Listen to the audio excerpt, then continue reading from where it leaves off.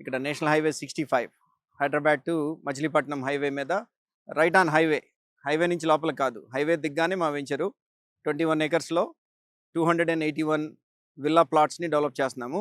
So మేము పెట్టిన price point దీంట్లో ఇన్వెస్ట్ చేసిన వాళ్ళకి నేను కాన్ఫిడెంట్గా చెప్పగలను, నా వెంచరు కంప్లీట్ అయ్యే లోపు, అంటే నేను ఇంకొక 6 to 9 monthsలో నా వెంచర్ మొత్తం కంప్లీట్ అవుద్ది అని అనుకుంటున్నాను. మినిమం 40% ఎప్రిసియేషన్ అనేది కస్టమర్కి వస్తుంది.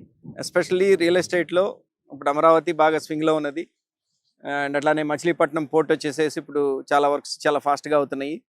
అండ్ ఇంకొక అడ్వాంటేజ్ ఏంటంటే నేషనల్ హైవే 65 అనేది ఇన్స్టెడ్ ఆఫ్ ఇప్పుడు కరెంట్ 4 lanes ఉన్నాయి, దాన్ని 6 lane కింద డిపిఆర్ కూడా కంప్లీట్ చేశారు. Are very close to completing the DPR అని చెప్తున్నారు.